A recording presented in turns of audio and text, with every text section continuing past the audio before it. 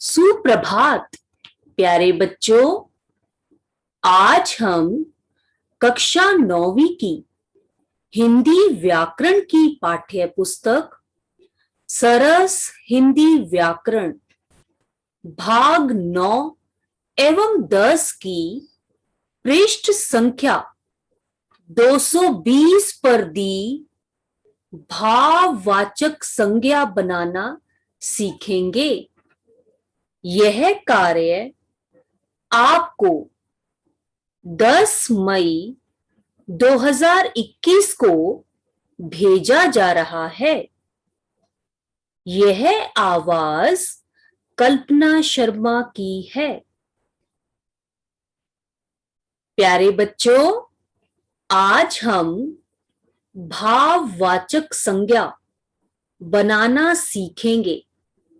इसलिए आपके पास अपनी अपनी व्याकरण की पुस्तक एवं उत्तर पुस्तिका का होना आवश्यक है।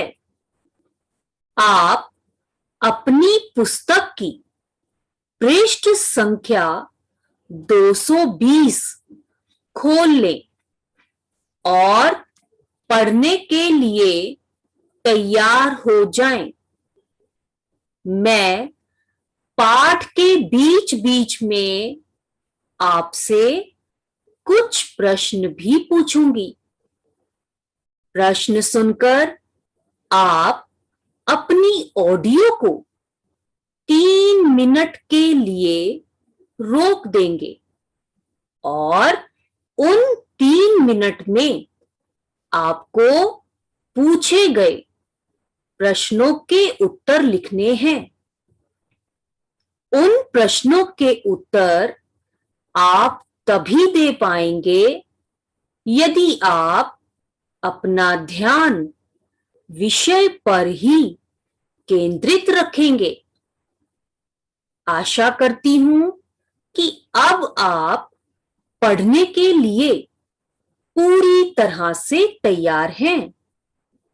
बच्चों, सबसे पहले यह जान लेते हैं कि भाववाचक संज्ञा किसे कहते हैं। जिन संज्ञा शब्दों से किसी प्राणी या वस्तु की स्थिति, भाव और दशा आदि का पता चलता है, उन्हें भाववाचक संज्ञा कहते हैं। जैसे सत्य, मिथ्या, बचपन, बुढ़ापा, मानवता, हिंसा, भाईचारा, मित्रता, सर्दी, गर्मी, खुशी, सुगंध आदि। भाववाचक संज्ञाओं की रचना 5 प्रकार के शब्दों से की जा सकती है। पहली, जातिवाचक संज्ञा से। दूसरा, सर्वनाम से। तीसरा, विशेषण से। चौथा, क्रिया से। और पांचवा, अव्ययों अथवा अविकारी शब्दों से। भाववाचक संज्ञाएं मूल शब्द नहीं होती हैं। ये संज्ञा, सर्वनाम, विशेषण तथा क्रियाओं में ई, तव, ता, पन, पा, आवट, आहट, त्यय आदि प्रत्यय लगाकर बनाई जाती हैं। जैसे शब्द है लंबा और ई प्रत्यय लगाकर भाववाचक संज्ञा बनी लंबाई। आगे है प्रभु। प्रभु शब्द के साथ तफ प्रत्यय लगाकर भाववाचक संज्ञा बनी प्रभुत्व। इसी प्रकार पशु। पशु शब्द के साथ ता प्रत्यय लगाने से बना पशुता। तीखा शब्द के साथ पन प्रत्यय लगाने से तीखापन भाववाचक संज्ञा होगी। मोटा। मोटा शब्द के साथ पा प्रत्यय लगाने से मोटापा शब्द भाववाचक संज्ञा कहलाएगा। इसी प्रकार थकना शब्द के साथ आवट प्रत्यय लगाकर थकावट शब्द भाववाचक संज्ञा बन गया। आगे है घबरा और आहट प्रत्यय लगाने से घबराहट बना भाववाचक संज्ञा। फिर है पंडित। पंडित के साथ तय प्रत्यय लगाने से भाववाचक संज्ञा बना पांडित्य। बच्चों, अब आपकी पुस्तक की पृष्ठ संख्या 221 पर दिए संज्ञा शब्दों से बनी भाववाचक संज्ञाएं बनाना सीखेंगे। आपका ध्यान इस ओर ही केंद्रित होना चाहिए। सबसे पहले है संज्ञा शब्दों से बनी भाववाचक संज्ञाएं। संज्ञा शब्द है अतिथि और अतिथि शब्द के लिए भाववाचक संज्ञा बनेगी आतिथ्य। इसी प्रकार से और शब्द हैं अमर, अमरत्व, ईश्वर, ऐश्वर्य, कुमार, कौमार्य, चोर, चोरी, सज्जन, सज्जनता, मित्र, मित्रता, शिशु, शिशुता अथवा शैशव, बाल, बालपन।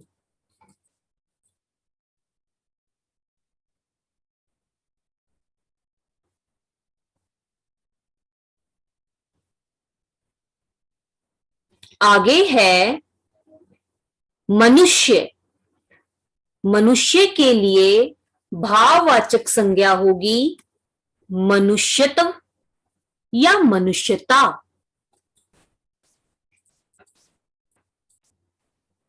दास, दास्ता, आदमी, आदमियत, इंसान, इंसानियत,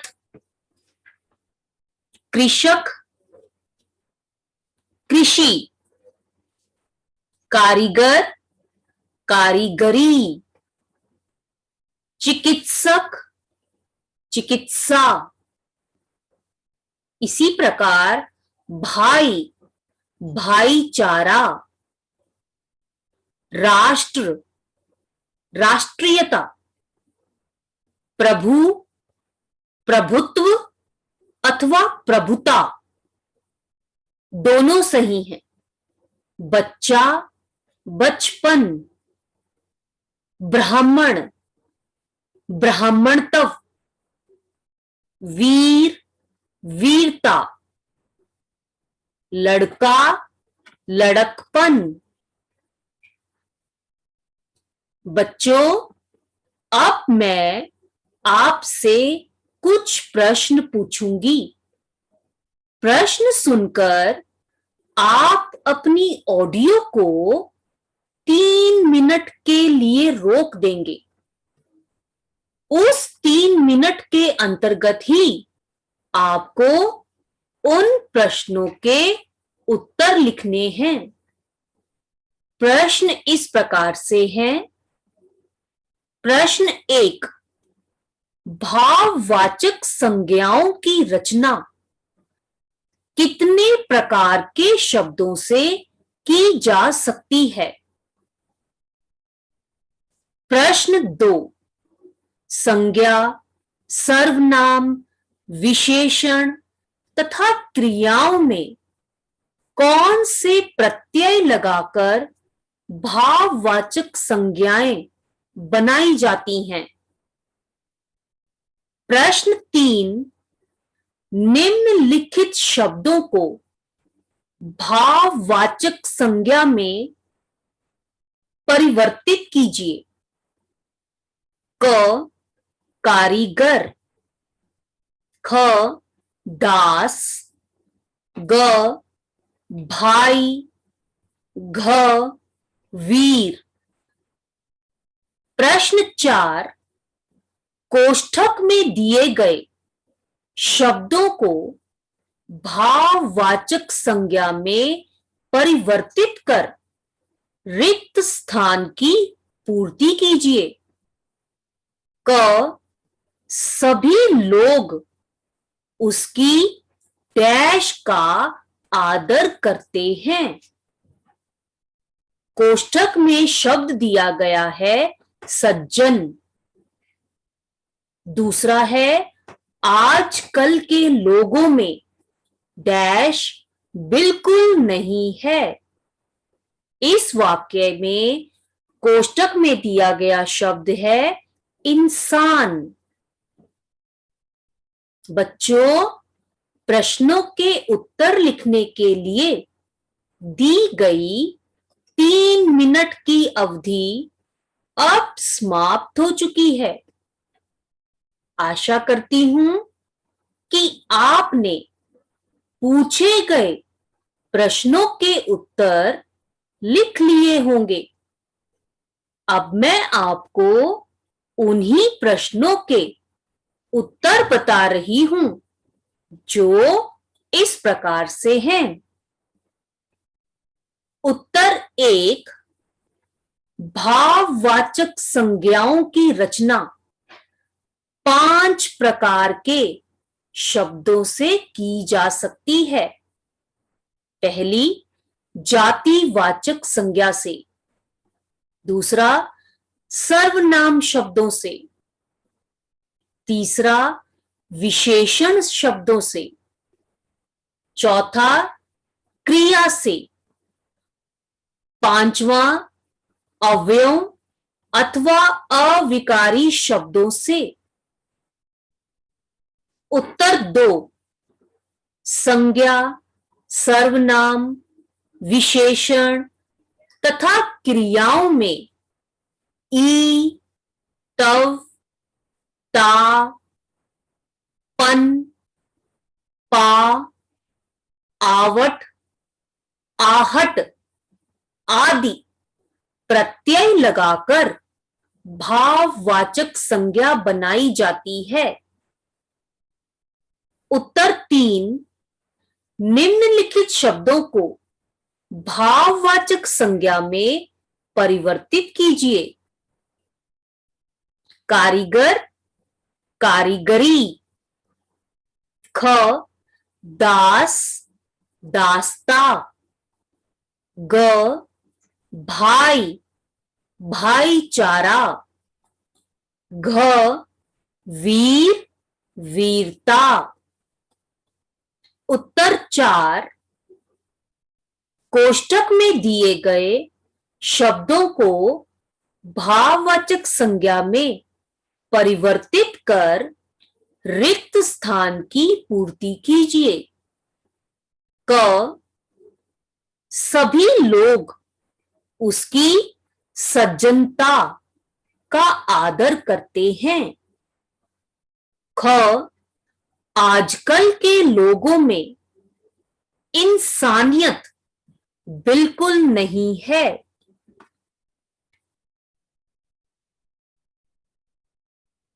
बच्चों, अब हम आगे दी गई संज्ञा शब्दों से भाववाचक संज्ञाएं बनाना सीखेंगे। आपका ध्यान इसी ओर केंद्रित रहना चाहिए। मानव, मानव के साथ ता प्रत्यय लगाने से भाववाचक संज्ञा बना मानवता। इसी प्रकार देव संज्ञा शब्द है। देव शब्द के साथ तफ प्रत्यय लगाने से देवत्व भाववाचक संज्ञा होगा। स्वामी, स्वामित्व, साधु, साधुता।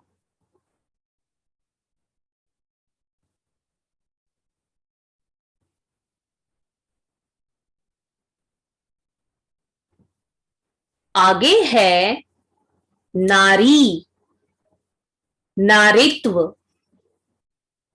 पुरुष, पुरुषत्व, बालक, बालकपन,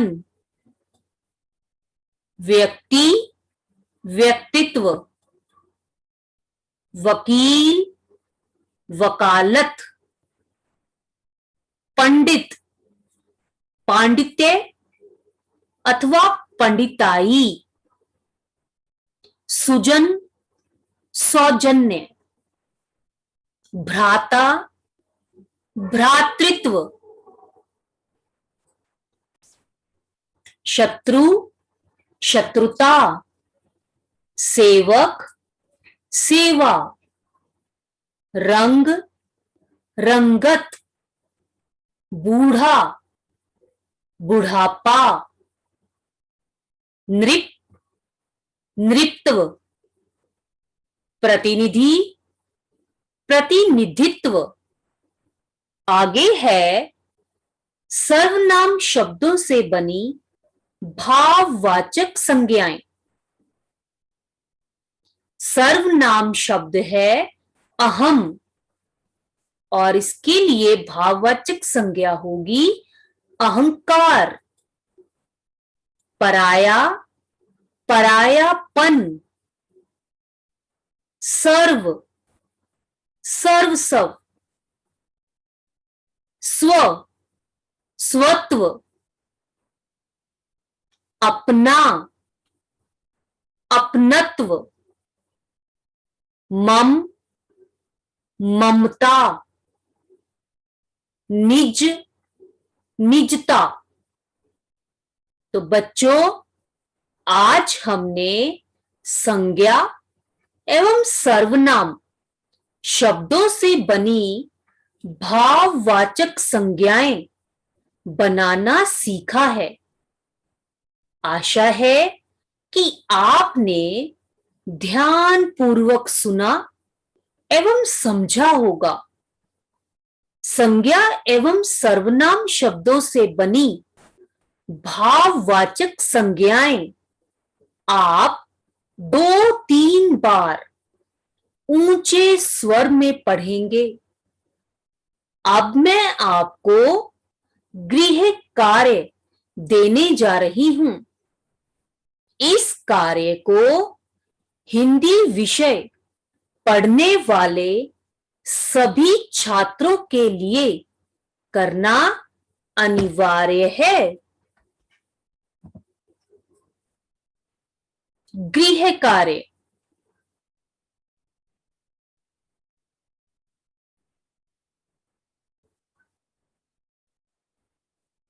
सभी छात्र अपनी पुस्तक की पृष्ठ संख्या 220 एवं 221 पर दिए संज्ञा शब्दों से बनी भाववाचक संज्ञाएं तथा सर्वनाम शब्दों से बनी भाववाचक संज्ञाओं को अपनी अपनी व्याकरण की उत्तर पुस्तिका में लिखेंगे एवं याद भी करेंगे।